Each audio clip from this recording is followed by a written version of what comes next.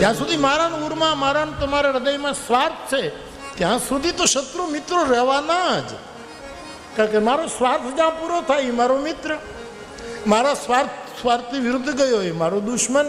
આ બેમાંથી એકેય જેના ઉરમાં નથી, ન શત્રુતા ન મૈત્રતા, અને એક પણ ઉર્મી જેના હૃદયમાં પ્રગટ નથી. સમા શત્રુ જ મિત્રે છે તથા માનાપમાનયો. આ બેમાંથી કંઈ ઊભું ન થાય. ઉર્મિયોનું કેન્દ્ર ગણાય છે.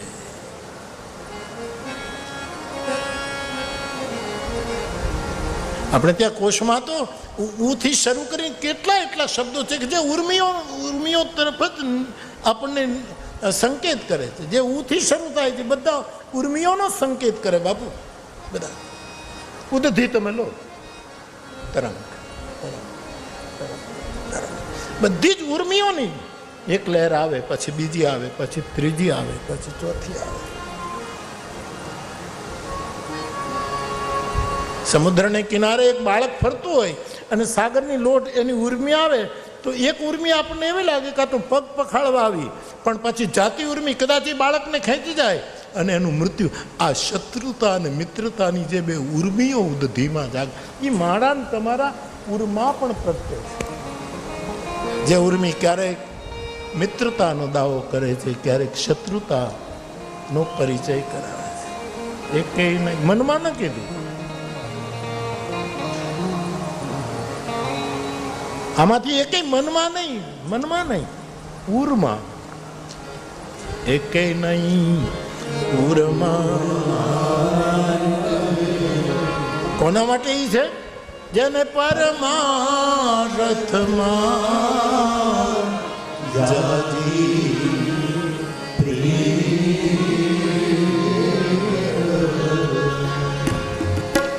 મન કર્મ વચન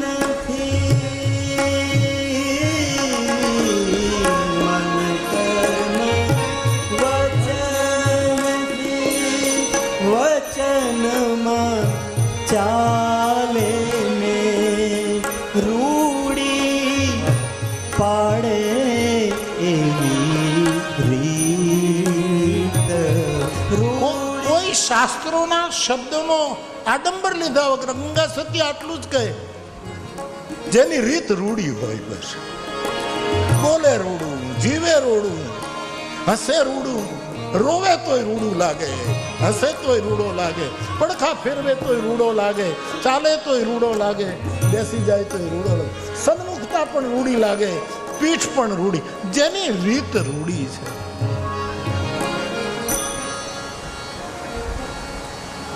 અમારા લાભશંકર દાદાએ એક પદ લખેલું, રૂડી રીતુ રહી બતાવો અમને રામની.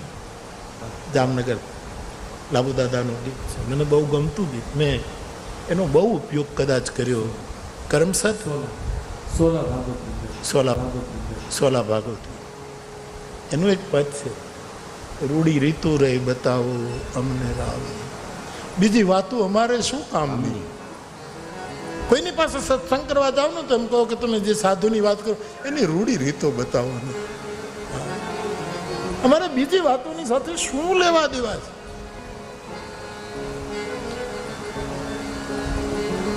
રૂડી રીતુ રહી બતાવો અમને રામની. પછી બીજી વાતોથી અમારે શું કામ? વાલા લાગ્યા એ વાંદરા ભીલડા ને રીંછડા એવી બધી રામની કેવી રૂડી રીત છે, કૃષ્ણની કેવી રૂડી રીત છે. શ્રી રામ જય રામ જય જય રામ.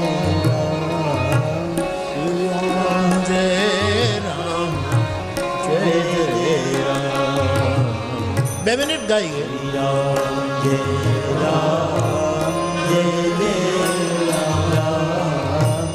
શ્રી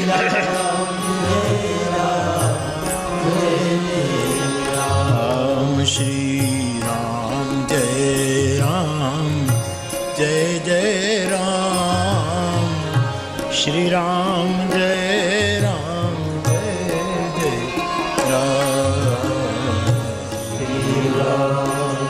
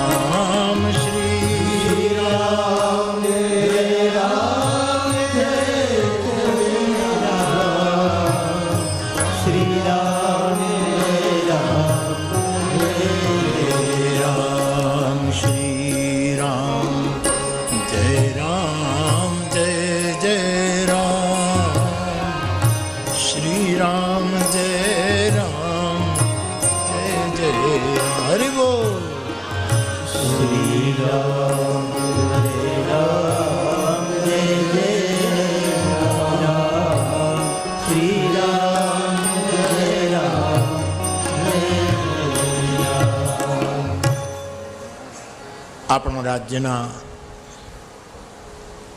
સીધા સાદા સરળ વ્યક્તિત્વ એવા આપણા માનનીય મુખ્યમંત્રી શ્રી રામકથામાં પધાર્યા છે. મારી વ્યાસપીઠ આ સીધી સાદી રાજપીઠને આવકાર આપી રહી છે. અને સાહેબ બેસવાના છે કે જવું છે? તો વરના નહીતર આપને પહેલાં બોલાવી લો. 1 વાગ્યા સુધી ચાલશે, આપને સમય હોય, નહીતર આપ પહેલાં બોલી લો. જેવી આપની અનુકૂળતી હો સાહેબ, અમારે જેમ બીજાને અનુકૂળ હોય એમ જ. હા બેસે ને તો બહુ સારું. બેહો ને થોડી વાર શાંતિ.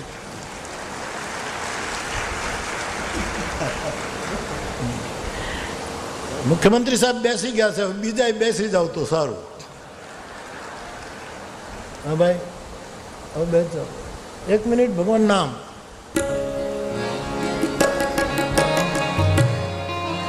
અમારે એવું છે, ભૂપેન્દ્રભાઈને મળવાનું કથામાં જ થાય છે, એ સિવાય કાંઈ એને મારું કામ નહીં, મારે તો એનું કાંઈ કામ જ હોય નહીં. એટલે કોઈને એકાબીજાનું કોઈ કામ નહીં, પણ કથા જ એક. આપણે એક ભજન નથી, મિલને કા બહાના, એવું નથી આપણે યુપીમાં બધા ગાતા.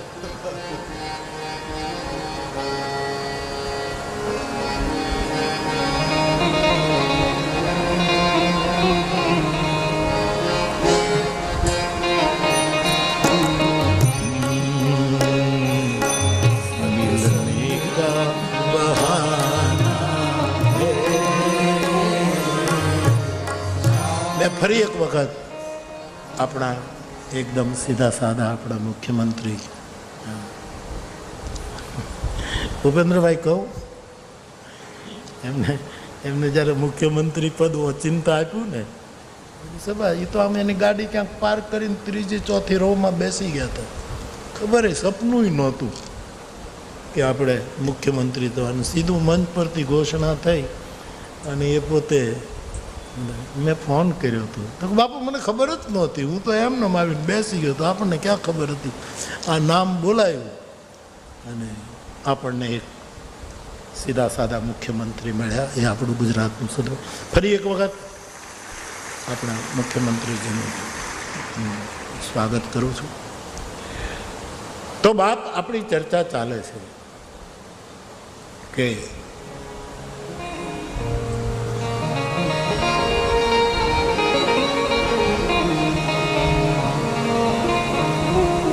રૂડી રીતુ રે બતાવો અમને રામની.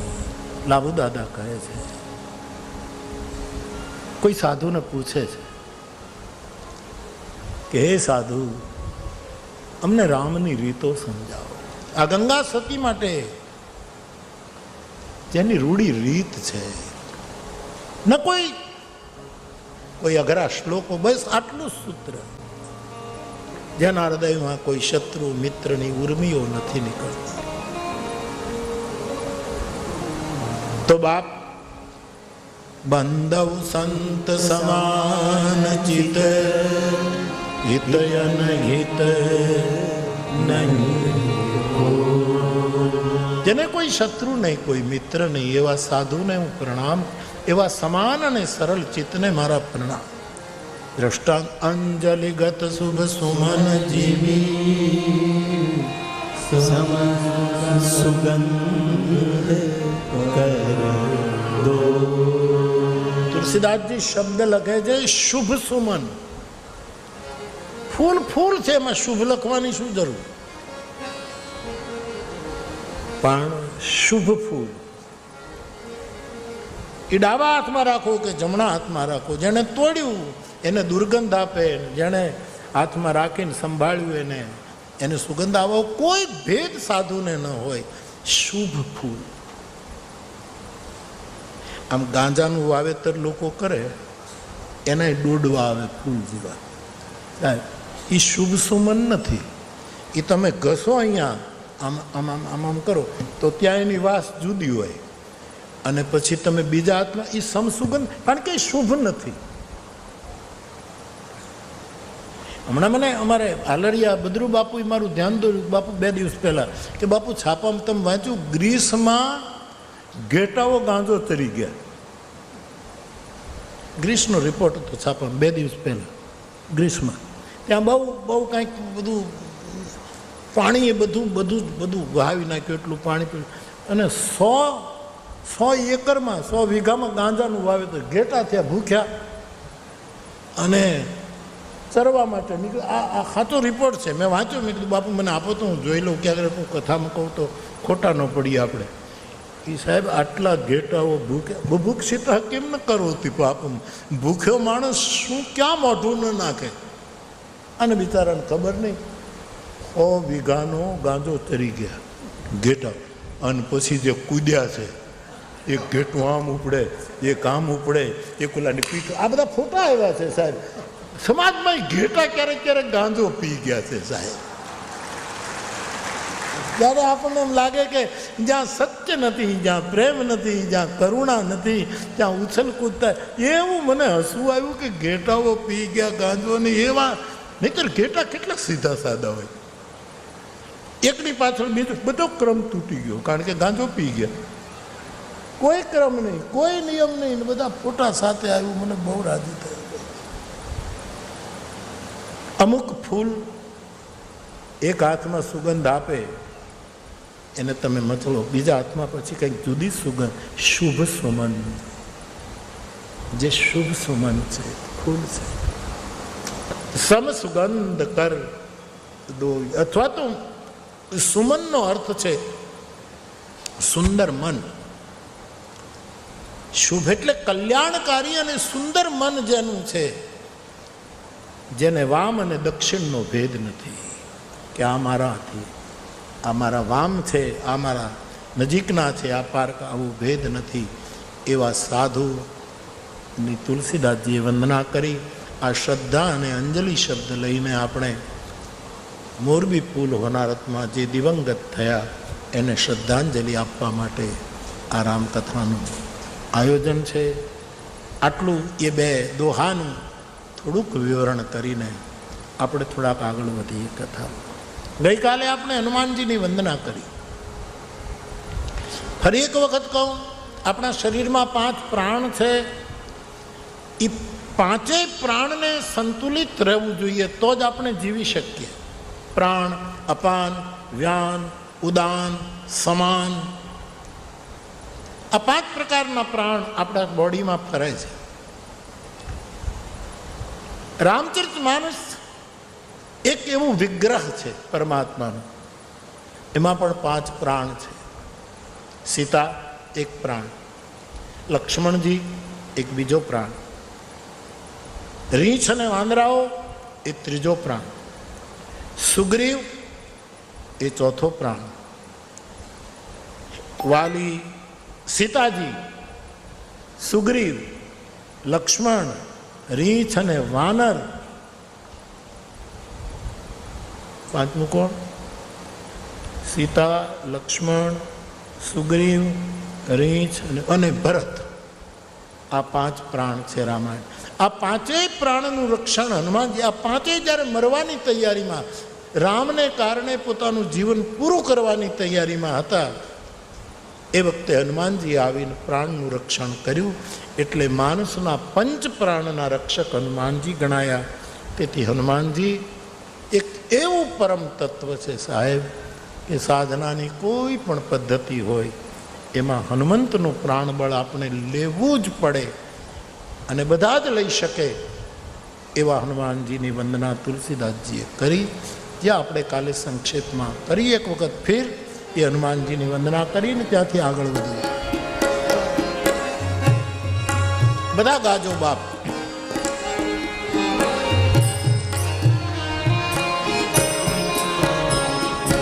મંગલ મૂર્તિ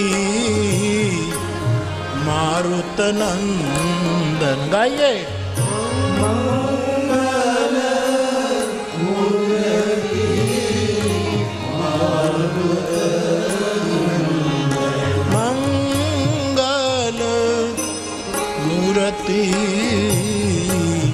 મારુત નંદ મંગલ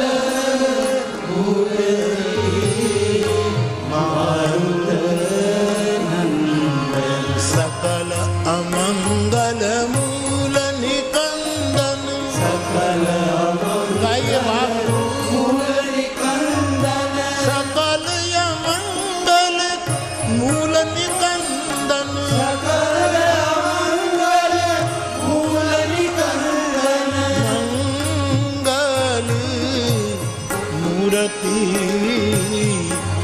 મારુત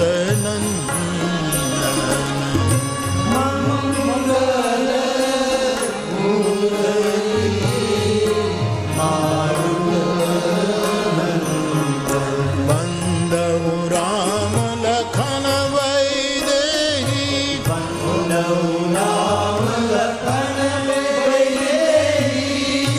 તુલસી કે પરમ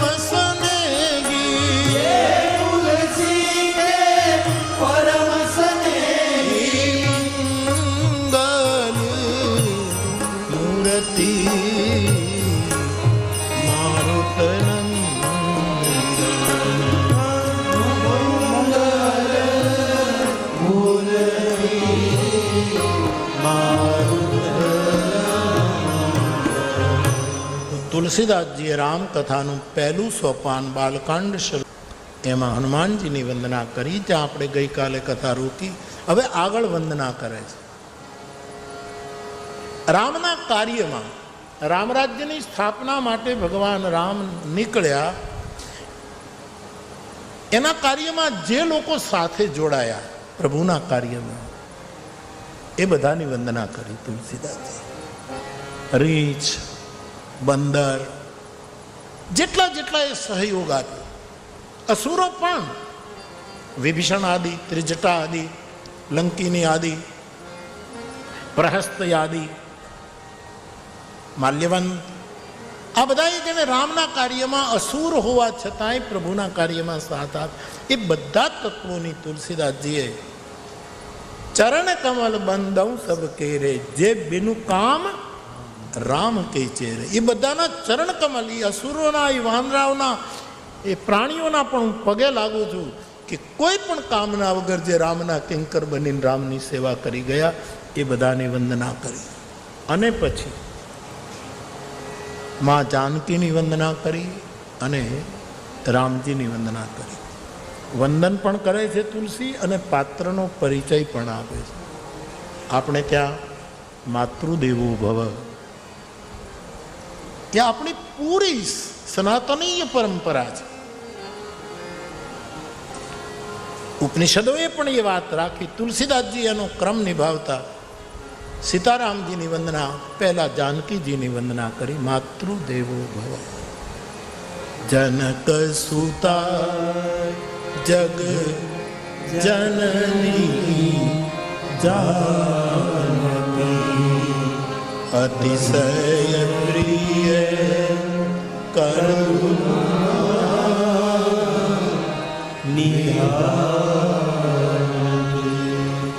માતૃ શક્તિને આપણે અનેક રૂપે જોઈ છે, પરંતુ માતૃશક્તિના 3 રૂપ મહત્વના. એ કોઈની દીકરી છે, એ કોઈની પત્ની છે, એના લગ્ન થઈ જાય તો, અને બાળકોને જન્મ આપે તો એ કોઈની માં. આપણી સંસ્કૃતિમાં નારીના 3 પ્રધાન રૂપ. આદિમાં એ કન્યા છે, મધ્યમાં એ ધર્મપત્ની છે, અને જ્યારે બાળકોને જન્મ આપે ત્યારે એ માં છે. માં જાનકીના 3 રૂપ તુલસીદાસજી અહીંયા દેખાડ્યા. પહેલું જનક સુતા, એ જનકની કન્યા છે, જગતની માતા છે, આખા જગતની માતા છે, ખાલી લવકુશની જ માતા નથી, જગતની. અને અત્યંત ભગવાન રામની એ પ્રિયા છે. અતિશય પ્રિય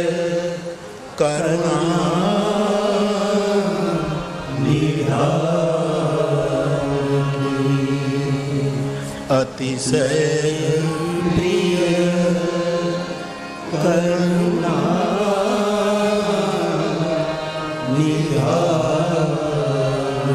પૂજ્યપાદ ગોસ્વામીજી કહે છે, માના બંને ચરણોને હું મનાવું છું, વિનય કરું છું કે તમે કૃપા કરો તો મને નિર્મળ બુદ્ધિ પ્રાપ્ત થાય. બુદ્ધિ દરેક પાસે, માત્રા ભેદે, કોકમાં વધારે છે, કોકની હોશિયારી વધારે, કોકનું બુદ્ધિ તત્વ, બધું બધામાં બુદ્ધિ છે. પશુઓમાં પણ બુદ્ધિ છે, માત્રા ઓછી છે. બાકી આપણે ગાડીનો હોર્ન કરીએ એટલે લગભગ કૂતરાઓ હટી જાય છે, ગાયો હટી જાય છે, ભેંસો રસ્તો, એનામાં બુદ્ધિ તત્વ છે. માત્રા ભેદ છે, ક્યાંક વધારે ક્યાંક ઓછું. શંકરદાન બાપુ લીંબડી રાજકવિનો એક દોહો છે, બહુ જૂનો દોહો, કે વાળ ઘોડની વાતમાં સમજે ધોરી હાન. ધોરી એટલે બળદ.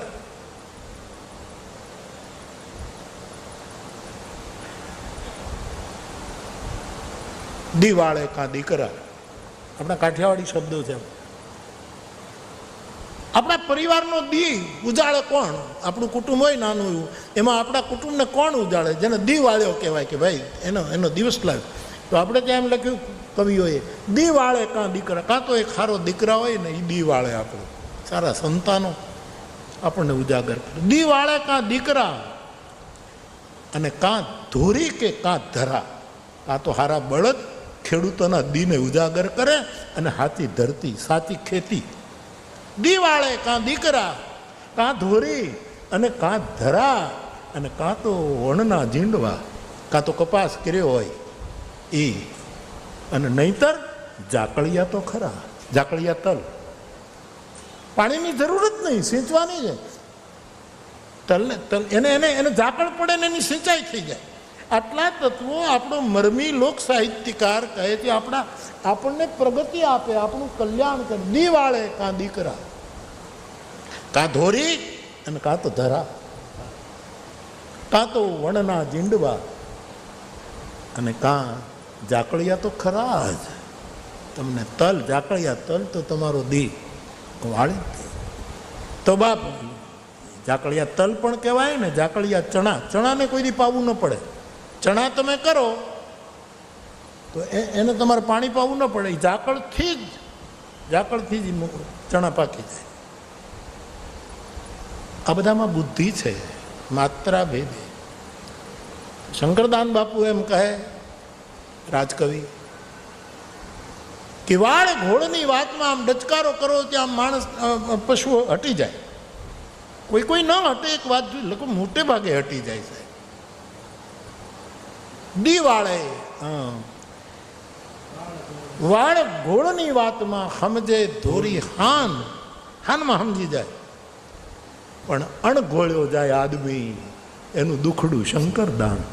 પણ અણઘોળ્યો આદમી જાય, ગમે તેટલા ડચકારા કરો, ગમે એટલા વાળો, ગમે તેટલું સમજાવો, પણ મૂર્ખને બોધને લાગે એને સાધુ ઘણું સમજાવે, સંત ઘણું સમજાવે, એને ચારેય વેદ વંચાવે, પણ ફૂલે ને બેત જદપી સુધા બર સહી જલદ, મૂર્ખ હૃદયને ચેત, મારા ગોસ્વામીજી લખે છે.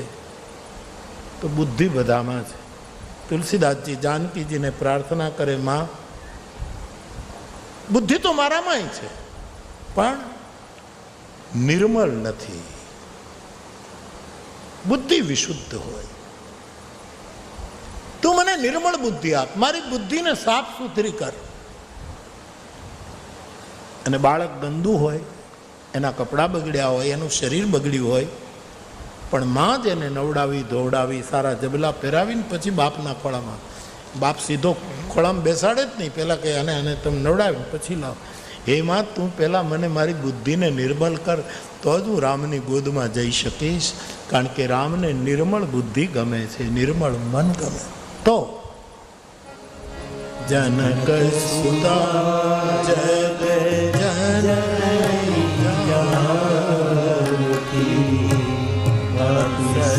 પ્રિય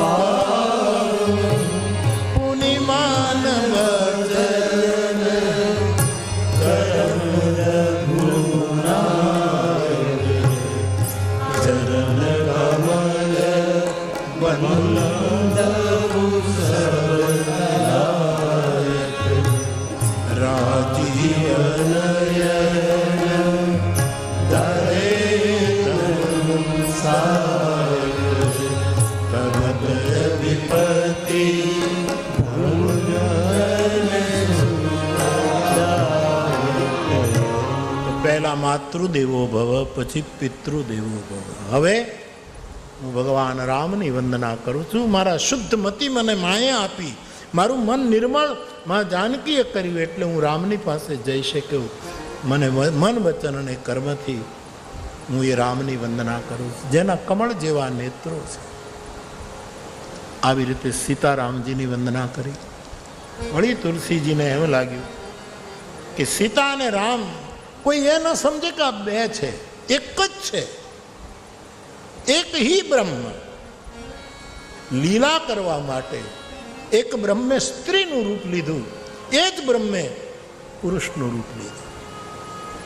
જેમ કાલિદાસ રઘુવંશનો આરંભ કરતા એમ લખે, જગત પિતરો વંદે પાર્વતી પરમે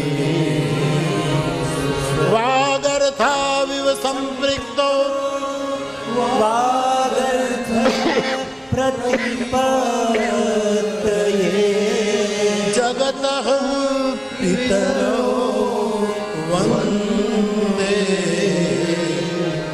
પાર્વતી પરમે. શિવ અને પાર્વતી બે નથી, એ એક જ છે,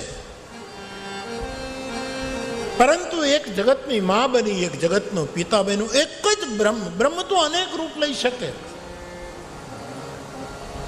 એવી જ રીતે સીતા અને રામ બે નથી, એક જ છે, પણ લીલા માટે એક જનકપુરમાં જન્મે છે, એ જ બ્રહ્મ એક અયોધ્યામાં જન્મે છે. કહિયત ભિન્ન, બોલવામાં ભિન્ન. જેમ આપણે સમુદ્રને કિનારે ઊભા હોઈએ અને આમ લોટ ચડે, તરંગ ચાય, તો પેલો દરિયો હતો ને આમ થોડોક ઊંચો થાય તો આપણે એને કહીએ આ તરંગ છે. પણ તરંગ અને સમુદ્ર જુદા નથી, એક જ જળ તત્વ, પણ થોડુંક ઉપર ઉઠે એટલે લોડ, વળી પાછું પથરાઈ જાય એટલે દરિયો. કહિયત ભિન્ન, કહેવામાં બે, તત્વત.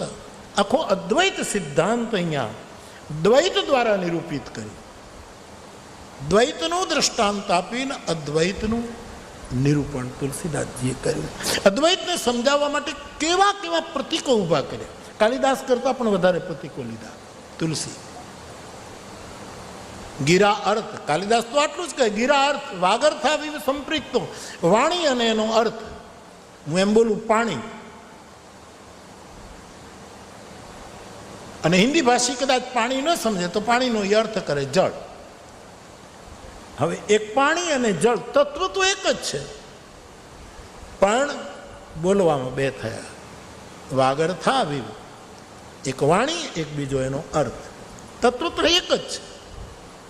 કાલિદાસને ખાલી વાણી અને અર્થ અભિન્નતા રજૂ કરવા માટે, અદ્વૈત દ્વારા અદ્વૈતને સાબિત કરવા માટે. પણ તુલસી એક વધારે નજીક આવીને જલ બીચ સામે, જે મચ્છુ નદીનું પાણી આમ તરંગાયિત થાય, આમ થાય તો જળ થોડુંક ઉપર ચડે તો તરંગ